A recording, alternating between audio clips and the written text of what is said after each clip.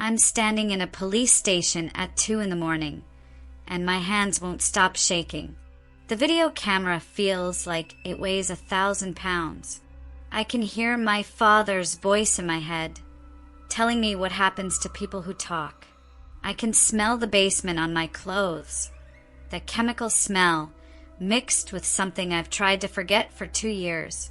The officer is staring at me, waiting. My brother's face flashes in my mind. That smile he had before everything went dark. I open my mouth, and the words come out like breaking glass. My name is Emma Harmon. My brother Marcus didn't run away.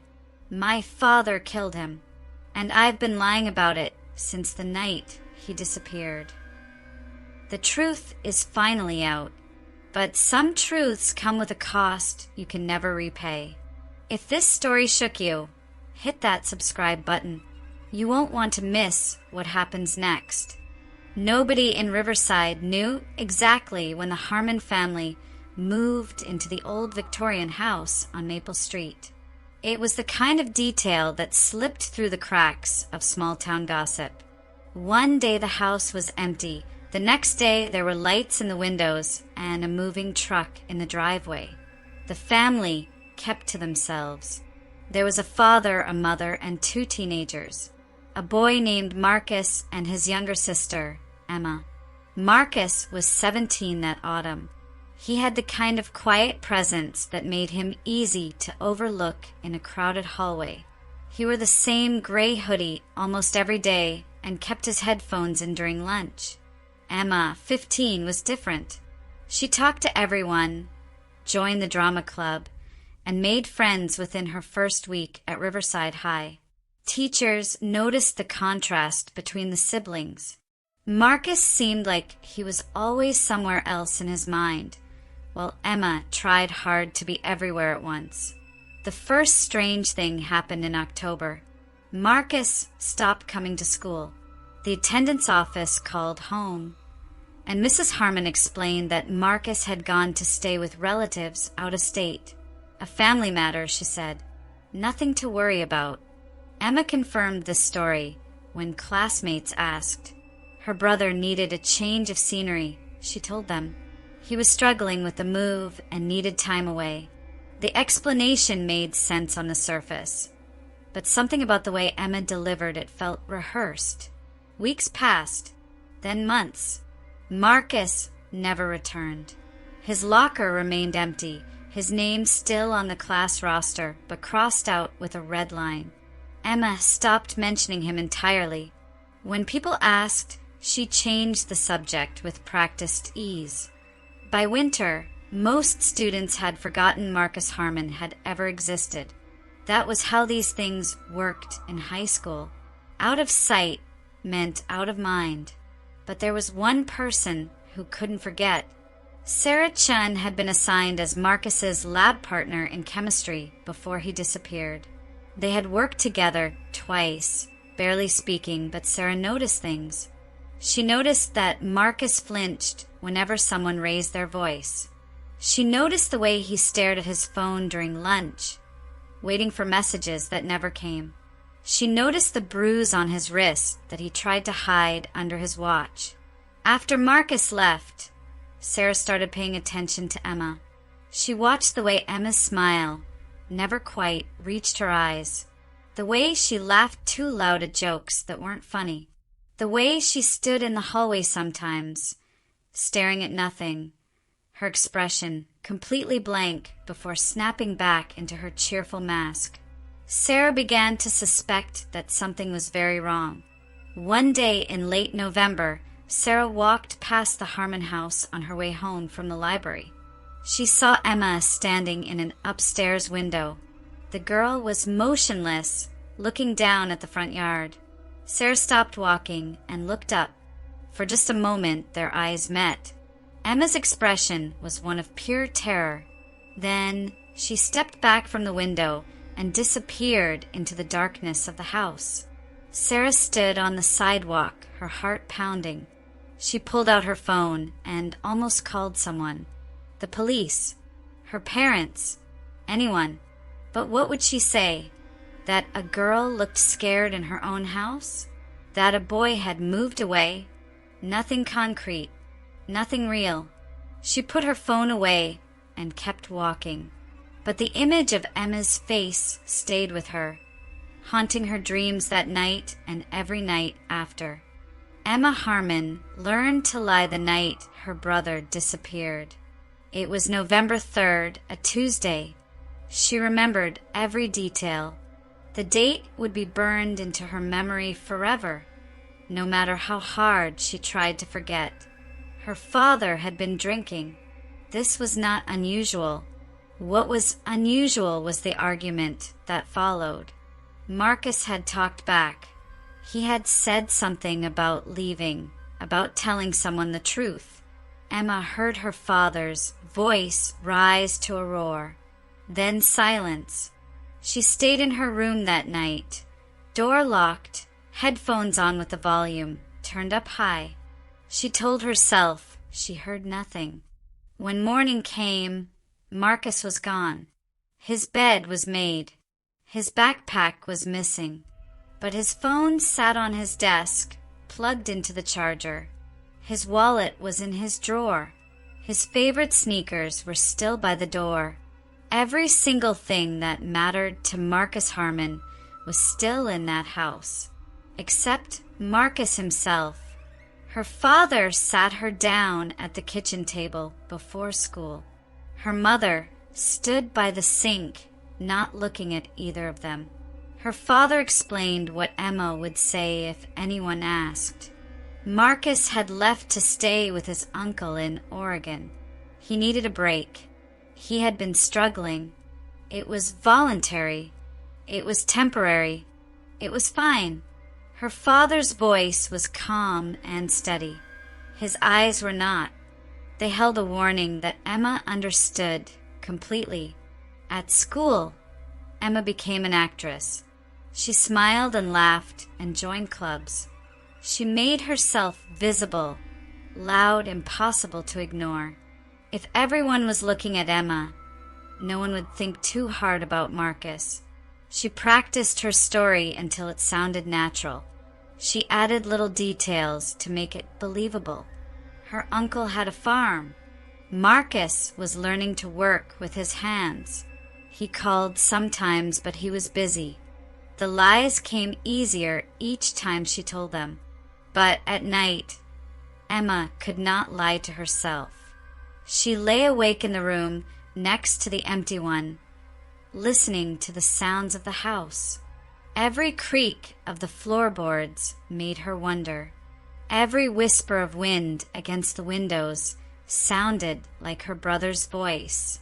She started sleeping with the lights on, then with music playing, then not at all. Her mother never spoke about Marcus after that first week. It was as if he had never existed.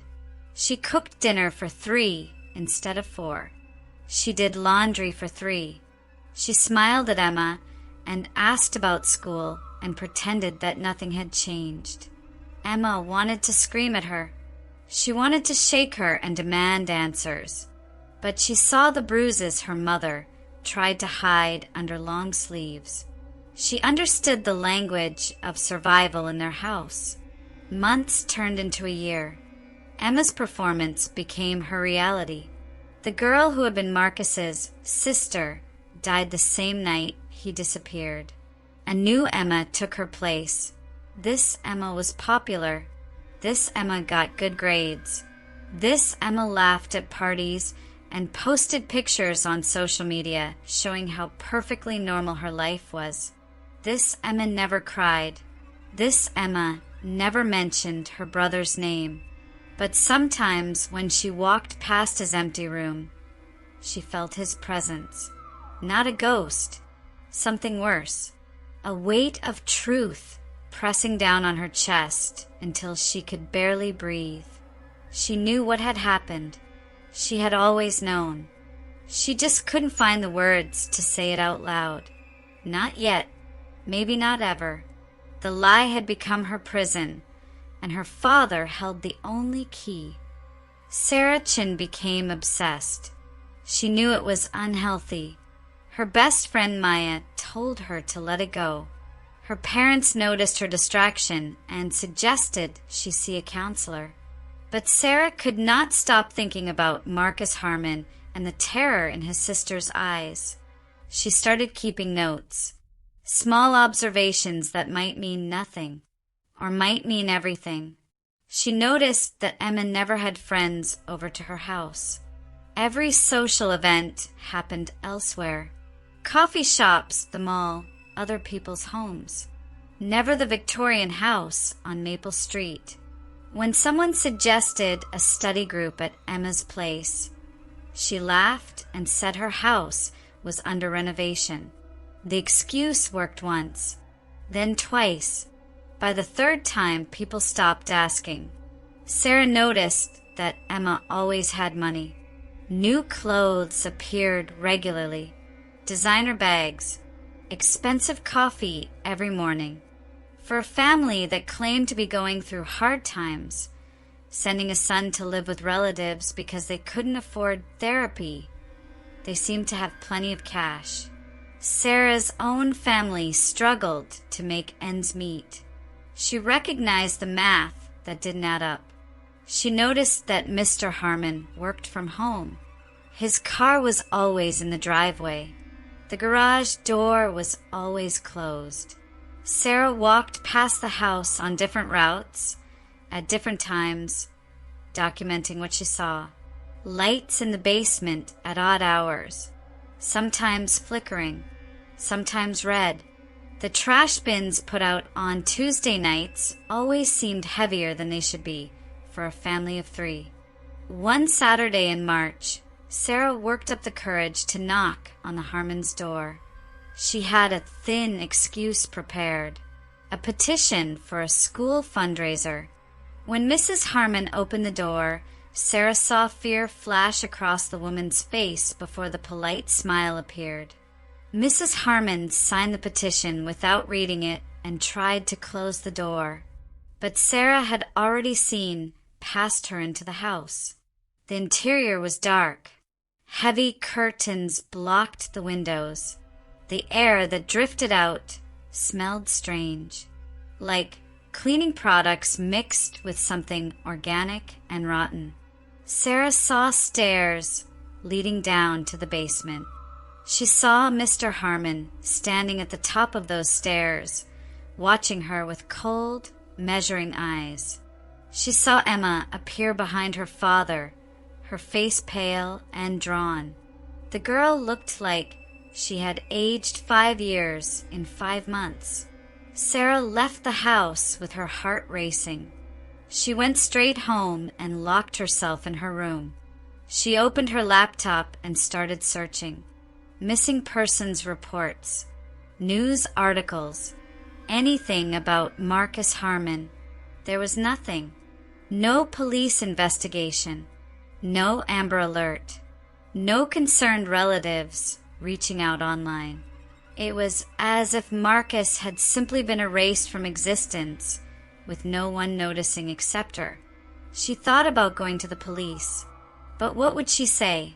A boy moved away and his sister looked sad? Someone's house smells weird. She had no proof, no evidence, just a feeling in her gut that screamed something was terribly wrong. She needed more. She needed something concrete, something that would make people listen. That night, Sarah made a decision. She would watch the Harmon house, really watch it. She would document everything, times, dates, observations. She would take photos. She would follow them. She would become the shadow they never knew they had. It was dangerous. It was probably illegal. But Marcus Harmon deserved someone who refused to forget him. Someone who would not let his story end with a convenient lie. 2 years passed. Emma Harmon turned 17. She had perfected the art of being 2 people. The public Emma was confident and controlled. The private Emma was slowly disintegrating. She kept a journal hidden under a loose floorboard in her closet. In it She wrote the truth, every terrible word of it. The journal was her confession and her suicide note, though she had not decided yet which purpose it would serve. The house had changed, or maybe Emma's perception of it had changed. Every room felt smaller. The walls seemed to press inward. The basement door had a new lock. Her father kept the key on a chain around his neck. He never took it off, not even to shower. Emma knew what was down there. She had known from the beginning, but knowing and proving were different things. Her mother had gotten worse. She barely spoke anymore. She moved through the house like a ghost, cleaning obsessively, cooking meals that no one ate, smiling that horrible empty smile. Emma watched her and saw her own future. This was what happened when you carried a secret that heavy.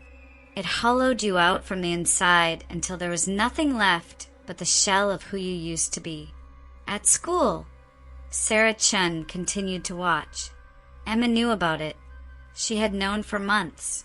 She caught Sarah staring during lunch.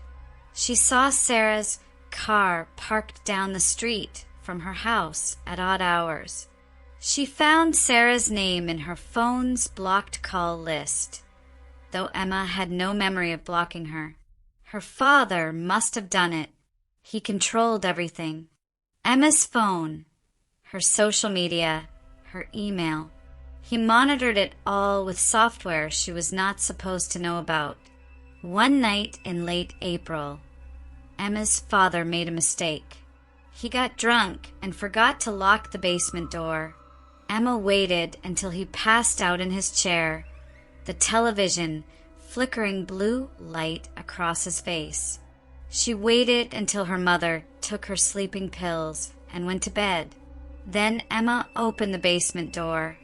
The smell hit her first, chemicals and decay. She descended the stairs slowly, each step creaking beneath her weight. The basement had been renovated, soundproofed. There were work tables with tools Emma did not want to identify. There were storage containers. There was a freezer that hummed in the corner. Emma did not open it. She could not open it. She knew what she would find.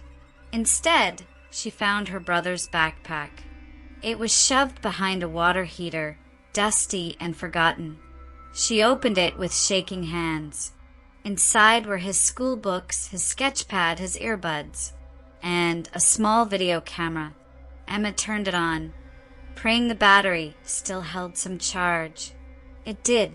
The screen flickered to life. Marcus's face appeared. He was recording a video diary. The date stamp showed November 2nd, the day before he disappeared. Marcus spoke directly to the camera. He said he was scared. He said their father had threatened him. He said if anything happened to him, people should know the truth. He detailed months of abuse. He showed bruises on his arms. He talked about how he planned to go to the police the next day. He was going to tell everything. The video ended. Emma stood in the basement, holding proof of what she had always known. Her brother had not run away. Her brother had tried to do the right thing, and it had gotten him killed. Emma thought about that freezer. She thought about the heavy trash bags her father carried out every Tuesday. She thought about how her life had become a performance built on her brother's grave. She could destroy the camera. She could go back upstairs and pretend she had never found it. She could continue the lie for another year, another decade, forever. That was the easy choice, the safe choice. Or she could take the camera and walk out the front door and never come back. She could go to the police. She could burn her entire life down and rise from the ashes as someone new, someone honest, someone who had not let her brother die twice, once in reality and once in memory. Emma made her choice. Sarah Chun was sitting in her car outside the Harmon house, when Emma walked out the front door at 2 in the morning. The girl was wearing pajamas and a jacket, carrying nothing but her phone and something small clutched in her hand. She walked down the driveway with purpose, not looking back. Sarah made a split-second decision. She started the car and pulled up beside Emma. "Get in," Sarah said through the open window. Emma stared at her for a long moment. Then she got in. They drove in silence through the empty streets of Riverside. Sarah did not ask where they were going. Emma directed her with single words. Left, right, straight. They ended up in the parking lot of the police station. The building was quiet, just a single light on in the front window. Emma turned to Sarah. Her voice was hollow when she spoke. "I need to tell someone what happened to my brother, but I need a witness. Someone who will make sure they listen. Someone who will make sure this does not get buried." Sarah nodded. She had been waiting for this moment for 2 years. They walked into the police station together. The officer at the front desk looked surprised to see 2 teenage girls at this hour. Emma placed the video camera on the desk. "My name is Emma Harmon. My brother Marcus Harmon did not run away 2 years ago. My father killed him. I lied about it. I covered it up. And I can prove everything." Her voice did not shake. She had practiced these words in her head 1,000 times. What followed was a blur. More officers arrived. Emma was taken to an interview room. Sarah was asked to wait in the lobby. She sat in an uncomfortable plastic chair and watched the sky outside shift from black to gray to pink. Dawn came, and with it, police cars leaving the station with their lights flashing. Sarah knew where they were going. Hours later, a detective came to get Sarah. She gave her statement, everything she had observed over the past 2 years. The detective took notes and thanked her. She asked Sarah if she needed a ride home. Sarah said yes. As they walked out of the station, Sarah saw Emma through a window. The girl was wrapped in a blanket, drinking something hot from a foam cup. She looked smaller than Sarah had ever seen her, but her eyes were clear. The terror was gone, replaced by something that might have been relief, or might have been grief, probably both. The detective dropped Sarah at her house. Her parents were frantic. They had woken to find her gone. Sarah told them everything. Her mother cried. Her father held her and told her she was brave. But Sarah did not feel brave. She felt hollowed out. She had been right. She had known something terrible was happening, and now it was real in a way that could never be undone. The news broke that afternoon. Marcus Harmon's remains had been recovered from the basement of the house on Maple Street. His father had been arrested. His mother was being questioned. The story spread through Riverside like wildfire. Everyone had an opinion. Some people said they had always known something was wrong with that family. Others said the Harmons had seemed perfectly normal. Sarah knew both statements were true. Horror did not always announce itself. Sometimes it hid behind closed doors and polite smiles. Emma was placed in protective custody. Sarah did not see her again for weeks. She thought about her constantly. She wondered if Emma regretted speaking up, if she wished she had kept the lie going, if she blamed herself for not acting sooner. Sarah understood those feelings. She carried her own version of them, the guilt of watching and suspecting, but not acting until someone else broke first. 3 months after that night, Sarah and Emma met for the first time since the police station. They sat across from each other at a coffee shop in the next town over. Emma was living with a foster family now. She looked different. Her hair was shorter. She wore clothes that actually fit her personality instead of the costume she had worn before. But her eyes still carried the weight of everything she knew. They talked about small things first. School, the weather, movies neither of them had seen. Then Emma said what she had come to say. I should have done it sooner. I should have stopped him that first night. I heard them arguing. I heard everything. And I did nothing. Her voice cracked. Marcus tried to save himself. He recorded that video. He was going to tell the truth. And I let our father kill him for it. Sarah reached across the table and took Emma's hand. You were 15 years old. You were scared. You survived the only way you knew how. None of this is your fault. Emma shook her head. Tears streamed down her face. I let everyone believe he ran away. I smiled and lied and pretended. For 2 years, how many days could I have saved him if I had just been brave enough to speak up that first week? He was already gone, Sarah said gently. You know that. The video showed what your father was planning. You could not have stopped it.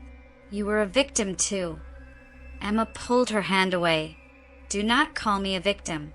Victims are powerless. I had power. I had knowledge. I chose silence. That makes me complicit. They sat in heavy quiet. Sarah understood that nothing she said would ease Emma's guilt.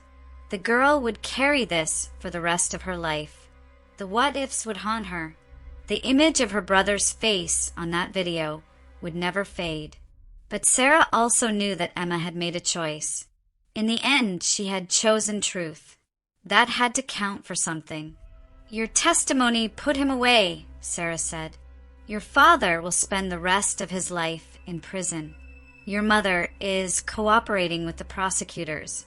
She is telling them everything too, about the years of abuse, about how he controlled both of you. Marcus's story did not end with his death. It ended with justice. Because of you. Emma wiped her eyes. Do you really believe that makes it better? Sarah considered the question honestly. No, but I believe it makes it matter. Marcus mattered. His life mattered. His death mattered. And now everyone knows the truth. That has value, even if it can never undo what happened. They finished their coffee. Emma asked Sarah what she planned to do after graduation. Sarah said she was thinking about studying criminal justice, maybe becoming a detective. She wanted to help people who could not help themselves. Emma smiled for the first time. You would be good at that. You notice things. You care when other people look away. They hugged goodbye in the parking lot. Sarah watched Emma drive away with her foster parents. She did not know if they would see each other again. Maybe Emma needed to leave this town and everyone in it behind. Maybe the memory of Sarah would always be connected to the worst period of her life. Sarah hoped that was not true. She hoped Emma would remember that someone had refused to forget her brother, that someone had cared enough to watch and wait and believe. Sarah went home and opened her laptop. She began writing everything down, the whole story from start to finish. Not for the police, not for school, for herself. She needed to document what she had learned, that evil was often ordinary, that victims sometimes wore smiles, that silence could kill as surely as violence, and that truth, no matter how terrible, was always worth speaking. The story of Marcus Harmon would not be forgotten. His name would be remembered, not just as a victim, but as a boy who tried to stand up to his abuser, who tried to tell the truth, who left behind evidence that eventually brought justice. Emma would have to live with her choices. So would Sarah. So would everyone in Riverside who had looked away. But the silence was broken now. The secret was exposed. And sometimes that was all you could hope for. Not redemption, not absolution, just the raw, painful truth finally brought into the light where it could no longer hide.